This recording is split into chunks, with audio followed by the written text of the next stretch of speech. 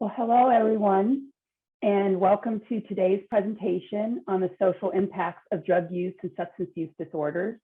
My name is Miesha Marzell, and I'm an associate professor in the Public Health Division at Binghamton University and your moderator for the session.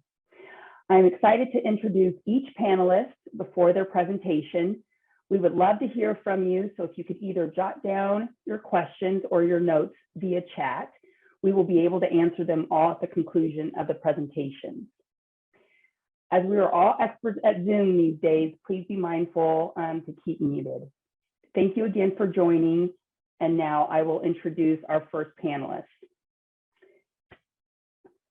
Dr. Lindsey Rose Bullinger is an assistant professor in the School of Public Policy at the Georgia Institute of Technology. Her research examines the role of public policies in child and family health and well-being, with a particular focus on low-income families. She will be presenting What About the Children? How Opioid Use Affects Child Well-Being. I'll turn it over to you, Dr. Bullinger. Thank you. Great, thank you all for joining. I'm going to share my screen now.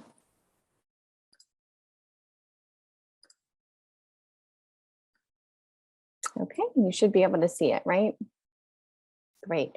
All right, I am very excited to be sharing some new work with all of you. This is joint with a former student of mine, Vivian Wang, who is now at the National Institute for Health, and then Kenny Fetter, who is at Johns Hopkins University. And in this paper, we're examining the effects of opioid treatment programs on child well-being. So I want us all to think back before COVID-19 for just a moment. This is not news to many in the room, but the opioid epidemic was and continues to be a nationwide problem that dates back, to early 2000s, even before then. And so this figure here is just showing you the age-adjusted drug overdose death rates. And what we see here is that there's been a steady increase from 1999 to 2018, well, until 2017, and then it sort of started to drop off, though the COVID pandemic has sort of made that back. It started to increase that again. And so one question might be, how is this opioid epidemic a problem for children? And the question here really is about, well, if all of these deaths, for example, are among people who have no association with children, then it's possible that it's not a huge problem for children. But that's not actually true. And so this is from earlier work from a 2019 paper of mine looking at this is prescription pain reliever use disorder. This is specifically prescription pain relievers, but this is generally opioids. And what we see here is that the trends in pain reliever use disorder among households with children is also increasing. And so this, you can see, is splitting out between people who live in childless households and people who live in households with children. And it is increasing among both types of households. Similarly, this figure here is from that same 2019 paper and showing heroin use per, this is per 1,000 adults. And so again, you can sort of see that although it's true that heroin use is increasing at a faster rate among the childless household population, we do still see this increase here in the adults who are living with children. And so the question here is, or the point here rather, is that we do see that children have the potential to be exposed to opioid use disorder and potential ramifications of that. So there's been a little bit of research in this space. And so, for example, that 2019 paper that I just mentioned showed that children living with an adult with opioid use disorder is up by 30% since 2002. And fewer than 1/3 of adults who live with children are receiving substance use treatment. We've also seen that there are more children living in grandparent-headed households.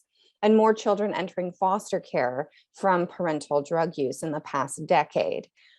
Similarly, we've seen some research, several papers now have documented the relationship between opioid use specifically as opposed to general drug use or other sort of substances, and really focused on opioids here. And we've seen that increases in opioid use is leading to worse child well-being outcomes in the form of child maltreatment and entering into the foster care system.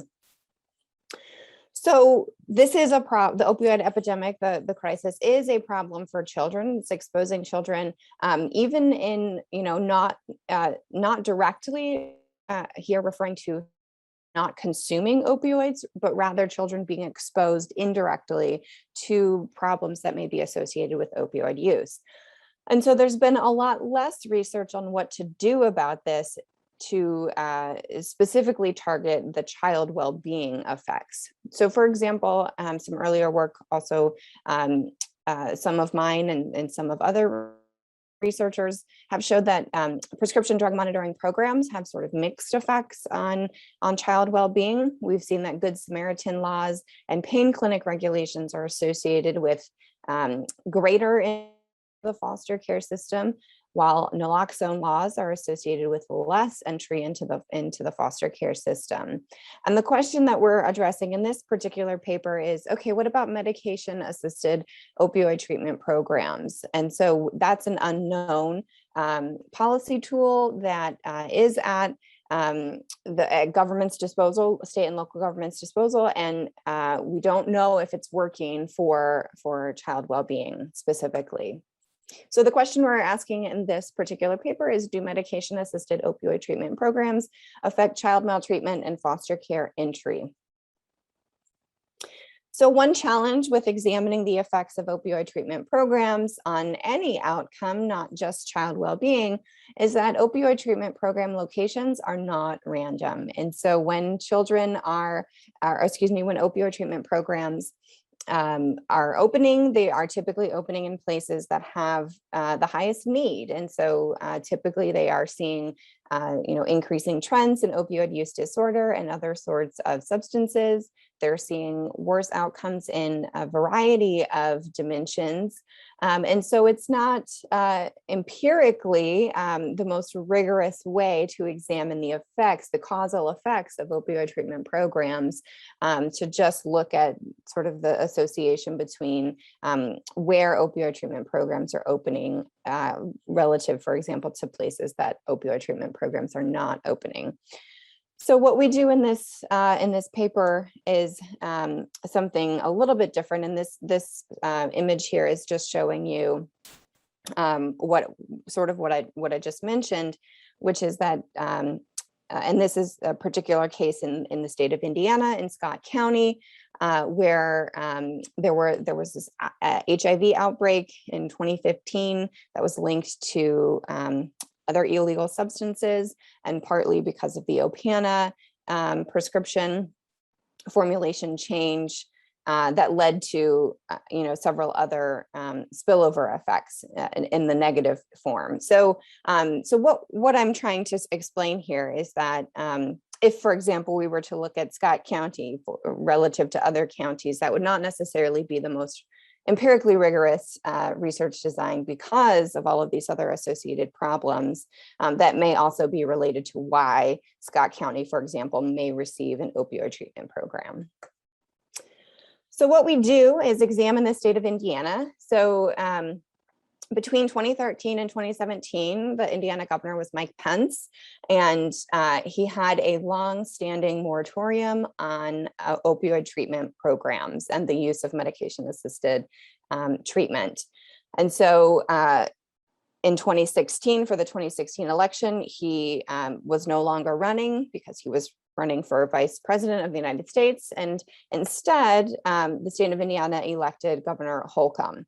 And Governor Holcomb had a very different approach to the opioid crisis in the state of Indiana, almost entirely running exclusively on ending the opioid crisis in the state of Indiana. And so the 2016 election brought about this enormous change in the treatment of the opioid crisis in the state of Indiana. And so Governor Holcomb, one of the first things he did was lifted that moratorium on opioid treatment programs. And so several new counties got new treatment centers, and that's sort of what we're using here as the semi-random shock to the state of Indiana. So for example, what you see here is that in 2013, the blue counties are those that had an opioid treatment program open. And then within 3 months of one another, 5 counties opened an opioid treatment program in the summer of 2018. And so one of these counties right up here, Allen County, already had an opioid treatment program, which is why you don't see that.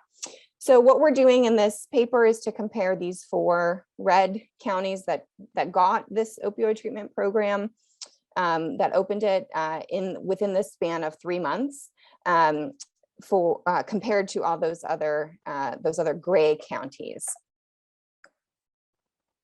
All right, so what we're doing in this paper is, like I said, comparing those red counties to the gray counties. We're actually going to drop all those blue counties since they already had an opioid treatment program in their county before the moratorium was lifted. We do several other empirical takes. So for example, we add some fixed effects, which control for a variety of other factors. And what we're looking at here in terms of outcomes are opioid-related emergency department visits. So this is what we might think of as sort of a first-line effect. Like, are these opioid treatment programs affecting opioid use, in particular opioid overdoses? And then we also have child maltreatment report rates for total reports, neglect, physical abuse, and sexual abuse. We also have foster care entry or placements rather. And so we have in-home foster care, out-of-home foster care, and then out-of-home foster care here consists of relative and foster homes.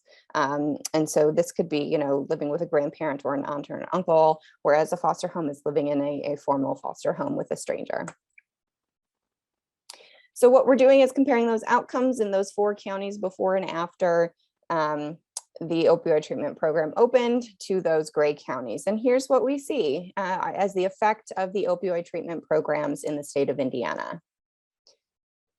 So this table here shows you that emergency department, opioid-related emergency department visits dropped by about 39% after an opioid treatment program opened within a county relative to those other counties that never had an opioid treatment program.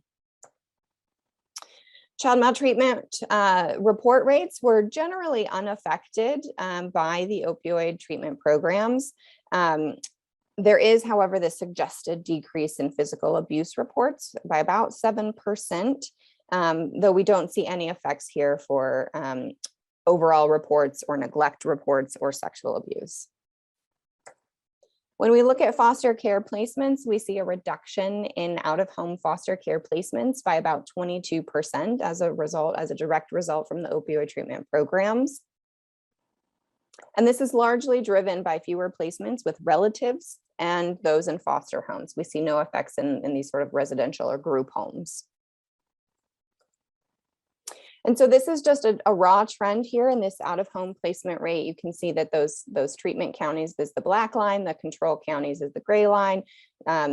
This is just a raw trend, so it's not including all those other things we accounted for. This is that adjusted difference. And so what this figure here is showing you is that leading up to the opioid treatment program opening, which is this vertical line, we see no difference here between counties that opened an opioid treatment program and counties that did not.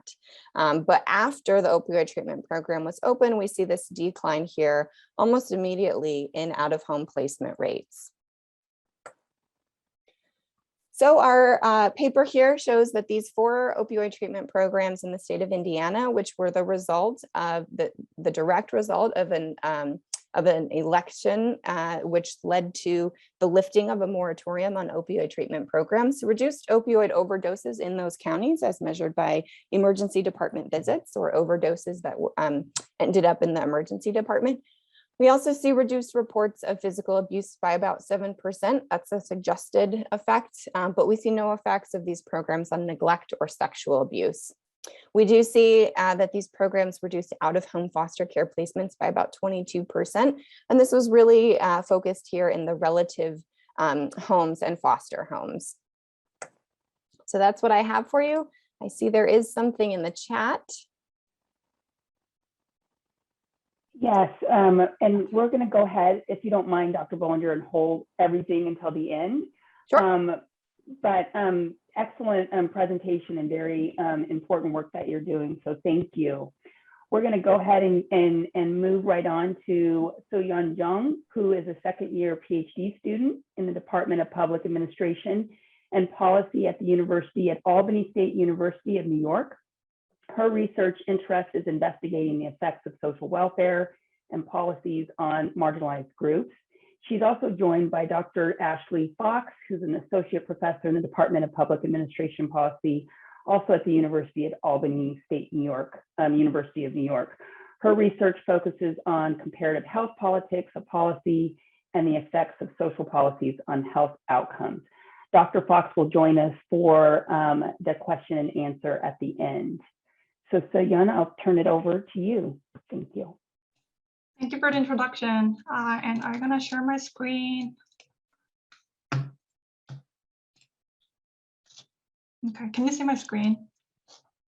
Okay, thank you so much. Good morning, everyone, and thank you so much for joining the second panel for this drug policy conference.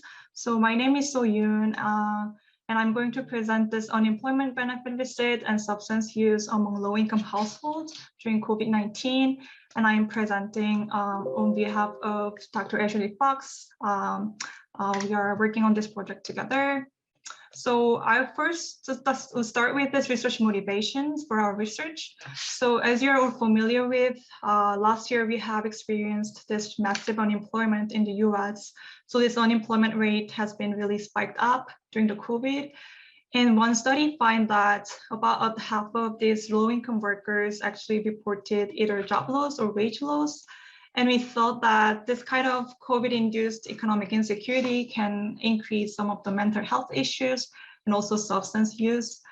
But then we also witnessed that the government has been really engaged in kind of protecting the workers by really providing very generous unemployment insurance benefits.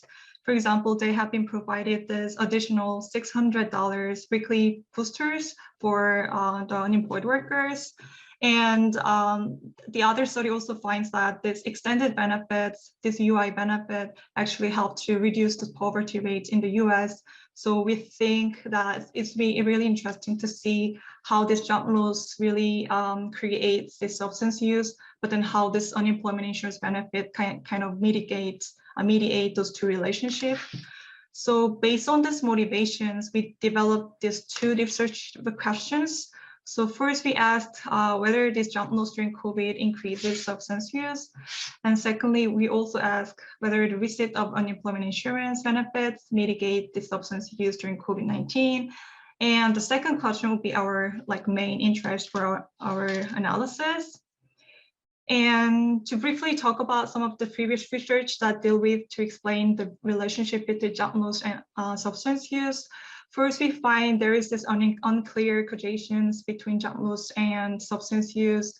So most of the times we think the substance use as a outcome variable of the unemployment, but some studies also figured out that substance use itself can be a cause for unemployment.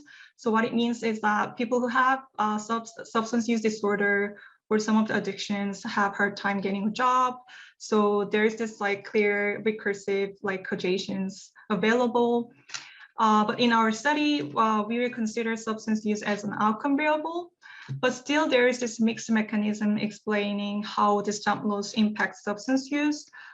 So first, some studies figured out that unemployment actually reduces substance use because they don't have enough budget to purchase substances. But then the other side of scholars argues that actual substance use will be increased after the job loss because people use substances as their stress coping mechanisms. So there's also this mixed mechanisms, which makes this relationship a little bit difficult to understand. So we thought this COVID-19 provides a very perfect opportunity to revisit those two relationships and kind of unpacking how they are really interact during COVID especially. And we are also interested in how unemployment insurance benefits kind of like mitigate those two relationships. So this is the data that we use for the analysis. So we use this Understanding America study. This data set is collected by the University of Southern California. And they actually started this special survey on COVID-19 March last year. And this is a panel survey, which means they track the same respondents over time. And they're conducting the survey on a bi-weekly basis. And for today, they have accumulated about 30 different waves. And there is around 6,000 total participants. But for our study, we narrowed down the population and we only focus on the low-income households and whose annual income is less than $30,000 per year. And we analyzed 19 waves and it covers from March to December 2020. So our final sample size will be around 650 respondents. And so in the data set, we have this dependent and independent variables. So for the dependent variables, we use the substance use average score. So in the survey, there is this questionnaire asking people how many days you spend those substances last week. And there are 5 different substance categories. For example, cannabis, recreational drugs, and drinking and smoking. And for the analysis, we aggregated these 5 categories and make an average score. And the reason why I make this average score is that we want to see this general kind of like overview of these trends in substance use during COVID. For the independent variable, we have the job loss and UI recipiency variable, and these are all dummy variables. And for the control, we added some of the social safety nets program, which includes Medicaid, stimulus check, and TANF and SNAP. And the reason why we add this safety nets as a control is that we thought this kind of public support can be also very critical in terms of protecting the low-income households. So for the methodology, we use this two-way fixed effects model with robust standard error. And one of the benefits of this two-way fixed effects model is that they can really control for this time invariant characteristics in individual, such as gender and race. So we did not include some of the demographic variables in our equations because the model automatically will control them. And one thing that is important in this equation is that we included this interaction term here, unemployed by and UI recipiency. So the population of interest is people who are unemployed and receive the UI, and the reference groups will be people who are unemployed but did not receive the UI, and also the employed groups will be considered as our reference groups. And unemployed and UI are dummy variables, and also the other controls are also our dummy variables. So this is a very brief descriptive statistic of the data set that we use. So as I said, that we have about 650 participants in each waves, but then we are using this 19 different waves. So we have about total 12,000 observations. But the numbers are a little bit like, there's a little bit of variations because we have some of the missing variables. And as you can see, the substance use variable ranges from 0 to 7 because it is recorded as the number of the days they consume the substances. So this is the very first result of our analysis when we take this average substance use as a dependent variable. So when you first look at this base model, we have found that there's no kind of significant impacts on substance use, which means for the unemployed variable, so people who are unemployed and who are employed, there is no difference in substance use. And UI, it's the same for people who are receiving the UI and did not receive UI. There's no significant difference between them. But when we add this interaction term between unemployment and the UI recipiency, we find that these coefficients become really significant. And what this means is that people who are unemployed and receiving UI, they kind of display lower consumptions in substances compared to its reference groups. And actually this relationship tells a very consistent story across these different models when we add more control variables. And this trend really shows that this average substance use can be reduced by UI recipiency among unemployed group. And for the next, we also developed a separate models for each substances. So we have this average substance use model, but then we take this cannabis, recreational drug, drinking, and smoking separately as a dependent variable. And here also we find that there's this very consistent relationships with this UI recipiency and this use of substances. So it tells that people who are unemployed and if they receive the UI, it kind of helps to reducing the average substance use, but also the cannabis and recreational drugs and then drinking behavior. But we find that this relationship does not hold for the smoking. And we're gonna talk about this later in the discussion part.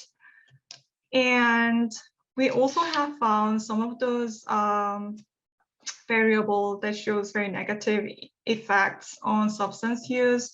So for example, stimulus check and also TANF shows that if people receive those benefits, then they have like increasing use of substances in general. So I just wanted to summarize some of the key findings from our study. So first, we find that job loss during COVID doesn't really significantly increase substance use. And in other words, it means that there is no difference in substance use between the employed and the unemployed. However, in particular, among the unemployed, we find that people who received UI benefits actually display lower consumptions in substance than people who did not receive the UI. So it kind of implies that your UI really helped to kind of reduce some of the negative behavior. Also, this UI recipiency helps to reduce the use of cannabis, recreational drug, and drinking behavior. But as I said earlier, it does not really reduce smoking behavior. And we can only take a guess, but it's likely that the smoking behavior is like more regular and more consistent than the other types of recreation, the other types of the substances. So yeah, that's why the smoking behavior doesn't really show a significant relationship. And also we have this stimulus check and TANF, which kind of contribute to increasing this overall substance use. And also we cannot really precisely tell why this increases substances use, but you know, the stimulus check and TANF, those are this cash assistance payments.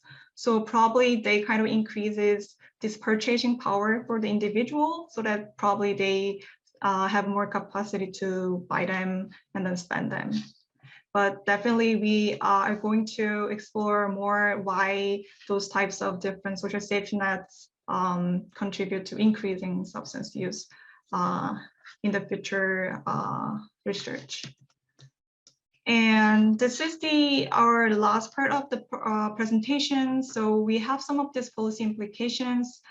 So what we found from our analysis is that the expanded UI benefits actually really helps to mitigating the use of substances use, especially for people who experienced job loss during the pandemic. And I think it was possible because the implementation of UI has been really generous during the COVID-19. For example, the federal and the state government has been expanded their coverage to gig workers and self-employed people. And those populations are traditionally not covered by the regular UI schemes. So we think that by accommodating like more vulnerable people, the government was able to protect some of this negative consequences. And secondly, Also, the government has re-eased some of the administrative rules and procedures that can be a burden to the applicants. So for example, they have been exempted job search requirements during COVID. So people who are receiving the benefits can have like less burden for keeping their benefits. And most importantly, we think that this increased benefit amount and duration worked really well. For example, this $600 boosters really helps to even reduce the poverty. And the government has extended their benefit durations from 26 weeks to 53 weeks, especially in New York State. And this lengthened protections can also help people for cushioning some of these adverse health behaviors. So all in all, we think this improved accessibility to UI and enhanced benefits really played a significant role, like buffering some of these adverse health consequences, especially the substance use during the pandemic. And our study really shows that the social safety nets are also very critical elements in terms of understanding this kind of substance use trends, especially among the low-income households. So I think this is all I have for today. And thank you so much for your attention. And it would be appreciated if you could share some of your comments and questions later today. Thank you so much. Thank you, Soyun. That was an excellent presentation. Definitely highlighted the impacts of UI benefits. I look forward to hearing comments at the end of the session from our participants and other panelists. So lastly, we'll move on to Dr. Linda Richter, who is the Vice President of Prevention Research and Analysis at Partnership to End Addiction in New York, where she conducts research on the nature, scope, predictors, and consequences of all forms of substance use and addiction, especially among young people. She will be presenting Ensuring the Protection of Youth in State Drug Law Liberalization Efforts. So thank you, Dr. Richter. I'll turn it over to you. Great, thank you. I'm going to be talking about how we could protect young people as a growing number of states liberalize their marijuana laws in this country. Adult use of marijuana, which is often referred to as non-medical or recreational use, is now legal in 18 states, DC, and several US territories. So setting aside the important debates on the federal, state, and local levels about the merits of legalizing marijuana, I'd like to focus here on perhaps the only thing that people on both sides of the debate do agree on, which is the need to protect kids from using the drug and experiencing its potential harms. So a common refrain in the marijuana debate is to compare marijuana to addictive substances that we've already deemed legal. So boiling the arguments down to their basic essence, those who favor legalization tend to say that marijuana is less dangerous than alcohol and tobacco, which are legal. So why not legalize marijuana? Those against legalization say that alcohol and tobacco have caused so much harm, so why add another substance to the mix? Both are good points, but let's take a closer look. So next, please. So keeping alcohol in mind is a prime example. When a substance is legal, it promotes commercialization, meaning aggressive advertising and marketing. It emboldens the industry that manufactures and sells the product to prioritize profits over public health. It emboldens that industry to target young users and heavy users so that they can establish, grow, and maintain a long-term loyal customer base. It gives rise to well-funded lobbyists and political donations that time and again influence policy in a way that overrides public health. It increases public perceptions of the safety of the substance and thereby normalizes its use. It increases exposure, access, and use among kids, and it results in significant health, financial, and social costs. So alcohol is the best example of this, but the same is true of nicotine, whether in the form of cigarettes or vaping products, as well as certain prescription drugs, and now increasingly marijuana. Among youth, the most widely used substances are those that are legal for adults to use. Next, please. So the next few slides show some examples of how kids are more adversely affected by legalized substances relative to those that have remained illegal. So here we see that reported past year initiation or first time use is considerably lower for an illegal drug like cocaine. Next, please. Here we see that adolescents' reports of past year use are much lower for illegal drugs than for those that are legal for adults. Next, please. Likewise, for teens, reported perceptions of how easy it is to access the different substances with illegal drugs seen as least accessible. Next, please. And here we see the same story for kids' perceptions of risk, with nearly twice as many seeing the use of illegal drugs by a friend as worrisome or risky. Next, please. So looking specifically at how state legalization affects kids, we see that in all states that have legalized non-medical marijuana as of 2018, rates of initiation or first use among adolescents are higher relative to the national average in this age group.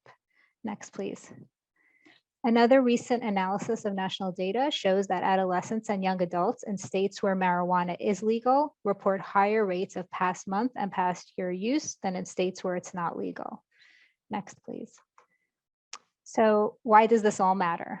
Next. So first, as most of you probably know, marijuana today is not the same as it used to be. Over the past 25 years, the potency of marijuana products has nearly quadrupled, and research indisputably shows that stronger, higher potency marijuana is associated with worse outcomes for kids. Next, please.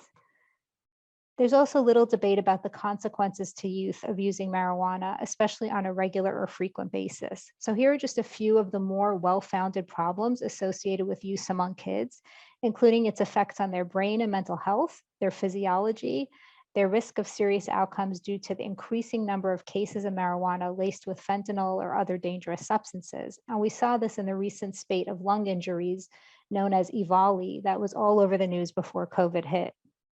Next, please. So, and as we see here, the younger a person is when starting to use marijuana, the higher the likelihood that that use will progress to a marijuana use disorder or to addiction. And this is the case for all addictive substances. A different analysis of national data that I conducted a few years ago actually found that the likelihood of meeting diagnostic criteria for a marijuana use disorder was double among youth, people 20 and under, relative to adults who use the same amount. Next, please. So as states barrel ahead legalizing non-medical marijuana use, my colleagues Robyn, Lindsey, Julie, and I decided to try to assess what provisions these states were putting into place to protect their kids from the inevitable increase in exposure and access that comes with legalization. We also combed the literature related to marijuana and other legal substances to see what those state provisions should include to minimize risk to kids. And before I summarize what we found, I just want to note a couple of things. First, many important issues in marijuana legalization have not yet received rigorous scientific examination. So we devised a set of recommendations for states that include what we consider to be supported interventions, which were those that are backed by research on marijuana, if it's available, and on research from tobacco and alcohol literatures regarding the effects of commercialized substances on youth. Many of the recommended policies that we are putting forth align with those that are put out by the American Academy of Pediatrics and other notable groups that have the protection of children as a core element of their mission. So next slide, please. So let's start with the first set of provisions to protect kids, which is the composition of the marijuana product itself. So there are two categories worth noting. First is those aimed at reducing the appeal of the product to youth. And second is those aimed at minimizing harm to someone who does end up using the product. So the key provisions here are to reduce the appeal to youth of marijuana products, including by prohibiting flavored products and those that mimic candy or other food or beverages that appeal to youth. To minimize harm to kids in the event that they do use the product, the THC content must be limited and the product shouldn't have other addictive substances like alcohol or nicotine in them. Next, please. So on a general level, here's what states are doing in relation to product composition. Most do have general prohibitions against products that would be especially attractive to minors, but very few explicitly prohibit flavored products. Next, please. Most do limit the THC content or the psychoactive ingredient of marijuana that's in edibles, and some do so in other types of marijuana products, but only a few prohibit the products from containing alcohol or nicotine.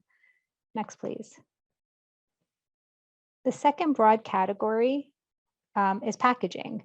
Here, the same issues pertaining to minimizing youth appeal and risks to the user can be seen. It's important to prohibit packaging that would appeal to minors and to require products to be packaged in a way that makes it hard for kids to get or to have too much of in case they do get their hands on it. Next, please. So current state provisions do largely coincide with these recommendations, but more so for prohibiting packaging that would appeal to kids than for reducing risk to kids who do gain access to a marijuana product. Next, please. Next is how the products are labeled. Reducing appeal requires not putting claims on the label about the beneficial effects of marijuana, and reducing risk by requiring clear warning signs and messages regarding specific risks of use, including the fact that the product contains THC and how much THC it has. Next, please. So actual state provisions do largely prohibit making false or misleading claims. Most, but not all, require indicating that the product contains THC along with the amount and to warn about the risks of use. Next, please. Now here's a big category, which is advertising. This is so important for what ends up making legalization equivalent to commercialization and all the downsides that come along with that.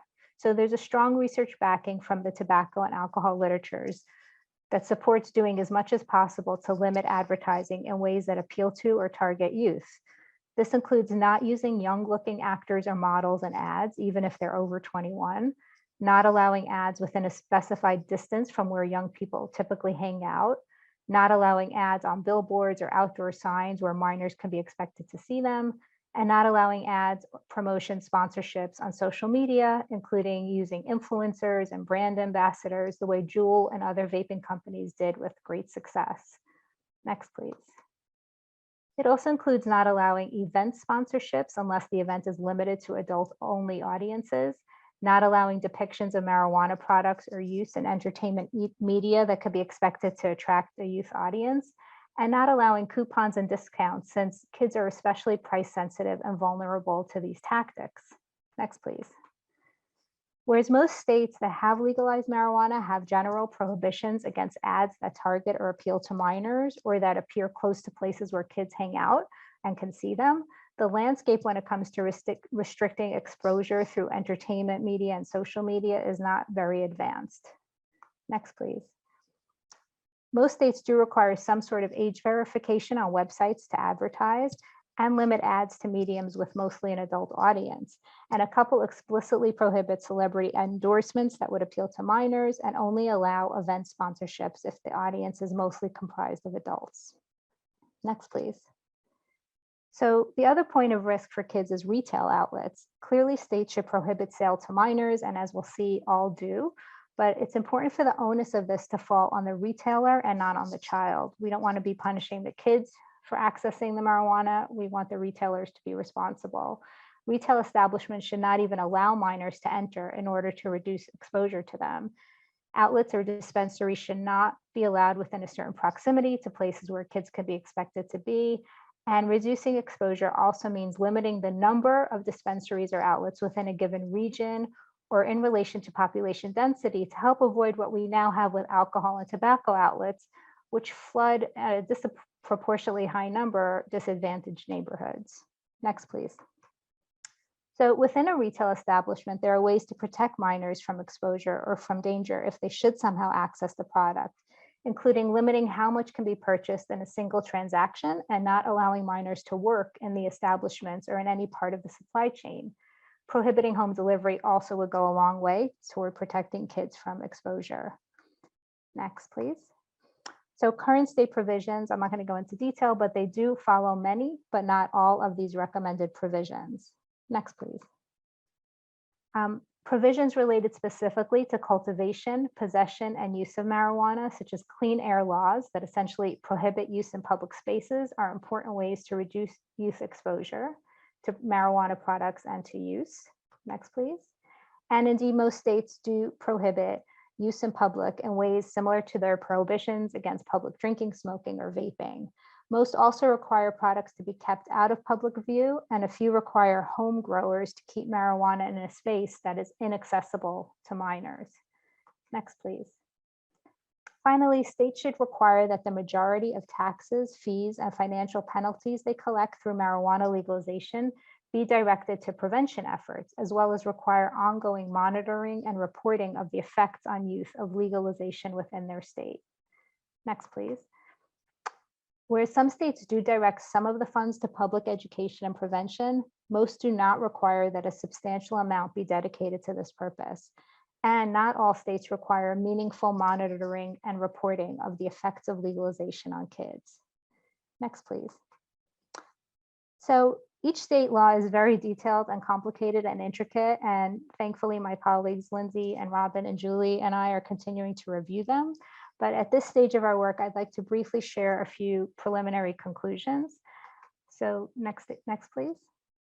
Although there are lots of gaps between what we would recommend all states that decide to legalize marijuana do to protect kids and what these states actually do, there are a few glaring examples that, based on our research, deserve extra attention.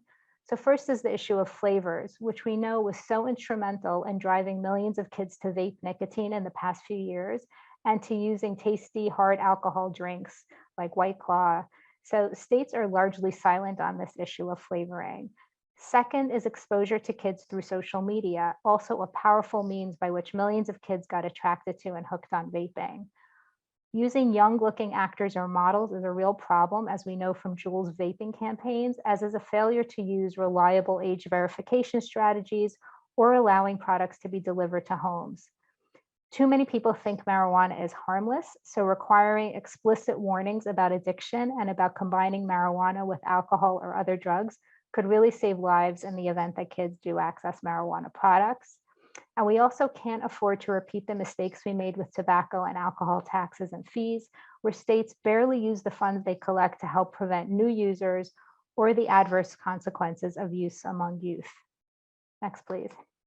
So finally, just taking a step back and looking more broadly at the issue of legalization, I just have these three last thoughts.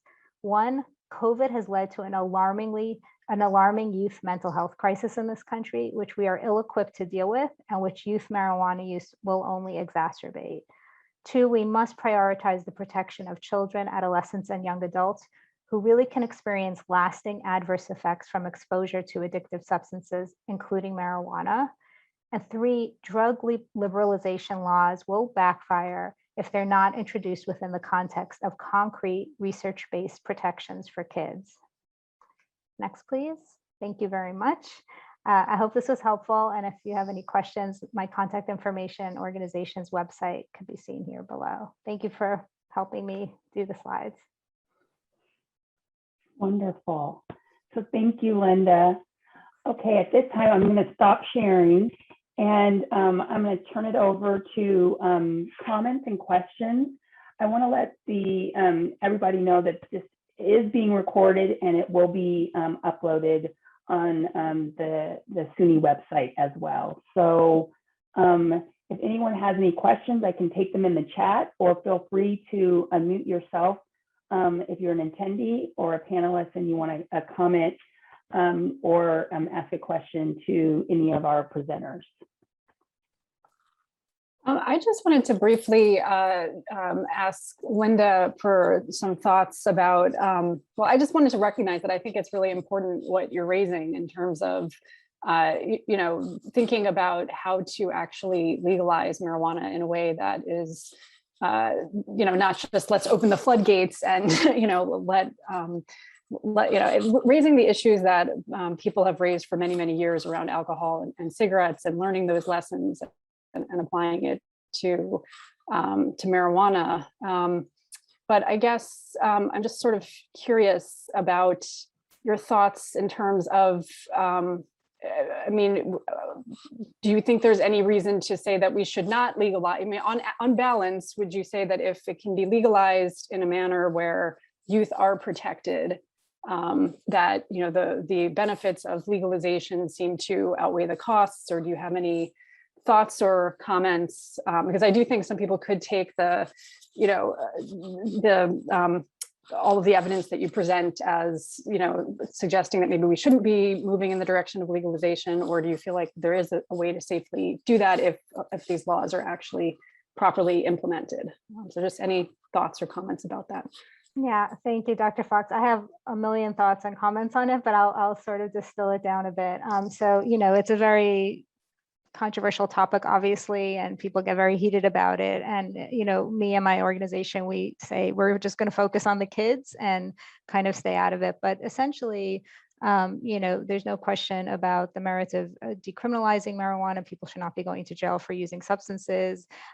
People should not have their lives ruined for it, et cetera. And, there are, very valid arguments about, well, if alcohol is legal and nicotine's legal and marijuana is in many ways potentially less, dangerous, then it's kind of a ridiculous system.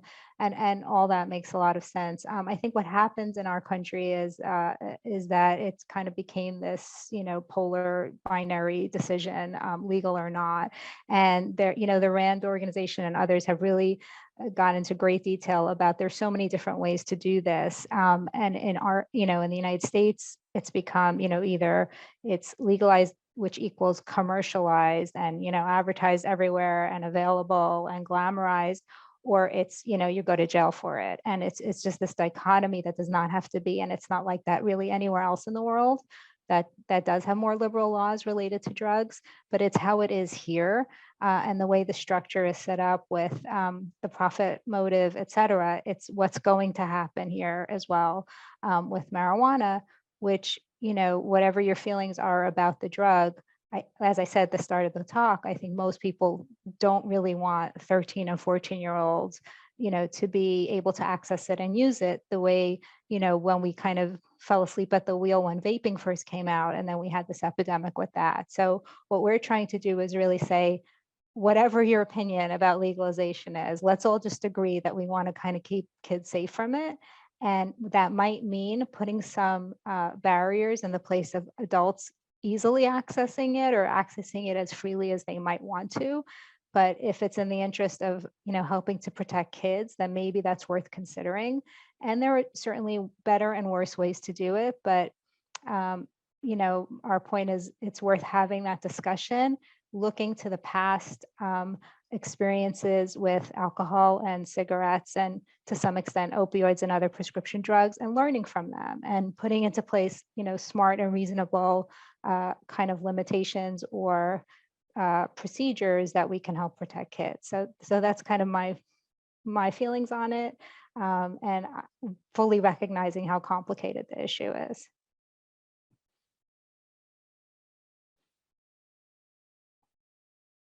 Thank you. Yeah, that's helpful clarification, and I totally support what you're saying. Yeah. Thank you. I appreciate the question. Thank you. I would like a follow-up, if you don't mind, Dr. Richter. So just knowing what's happening in the state of New York, and we're still in that process, it's still fairly new in terms of legalization. What are your thoughts in how things have been going, especially with COVID? I mean, we didn't legalize when we thought we were about a year or two ago. Has there been, a pause, or is it really moving fast in terms of, the law changed and you've seen a change drastically, especially with access? Right. So the law changed, and then it was kind of put on hold.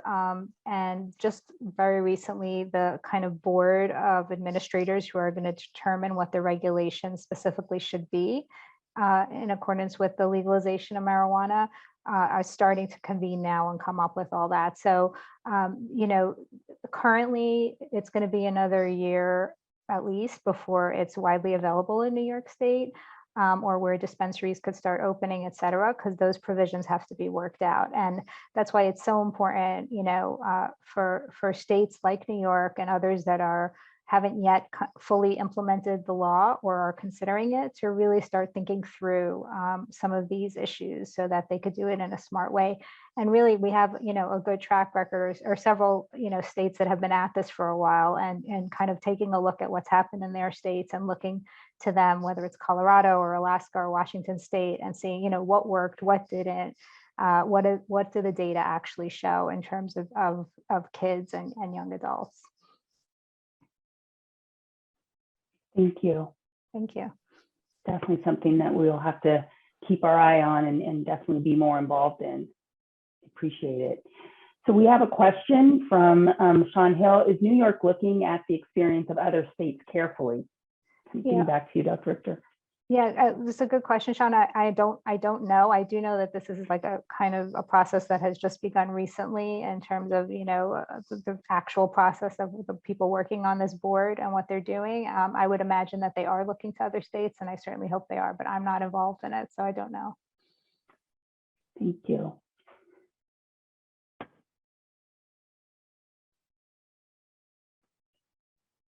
Oh, so this, so yes, so let's hope. So is this, Soyun, is this coming from you? This question, or is this too, I might have missed it, but were there any differences in substance use during the pandemic by households with children? Oh, so this is from Lindsey. Sorry, I'm really bad at chat. Soyun, this is to you. So can you answer, please? Thank you. Yes, thank you for your question. So we actually did not really look at this household with children, but we're actually planning to looking at like the parents with children and how their substance use can be like different. But yeah, for this study, we did not include the children analysis. I think that would be a really important dimension given how prevalent the loss of childcare was during this pandemic, and sort of how parents are responding. Yeah. Yeah, that's something Soyun and I have talked about doing as an additional analysis, and yeah, something definitely, having experienced a lot of childcare loss during the pandemic, I certainly know how stressed out parents got during the pandemic. So it's something we're planning to look into. I just want to make a quick comment on your presentation, Soyun and Dr. Fox. I was actually surprised by the results because I thought it would be the opposite with the benefits and everything, that substance use would go up. So that was definitely a very interesting finding for me, at least, just from, so were you expecting those findings when you started the study?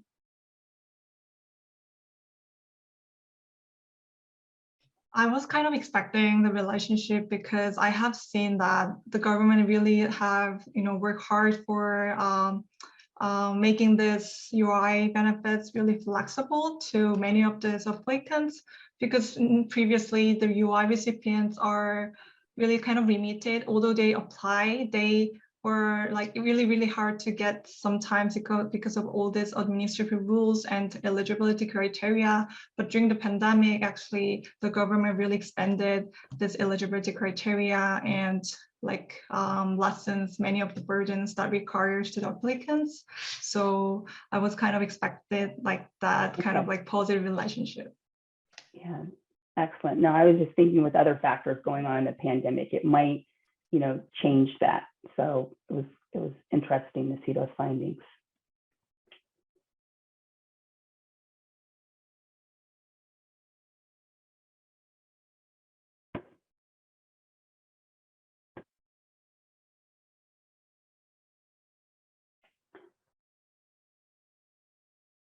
Well, if there are no other comments or questions, I will go ahead and end this session. Again, I want to thank everybody for attending, our panelists for taking the time to really just share the work that they're doing in this area, and the impact that it will have, in real time right now, and then definitely to continue to follow their work in the future to see how it's going to impact individuals and communities, especially around substance use and substance use disorders.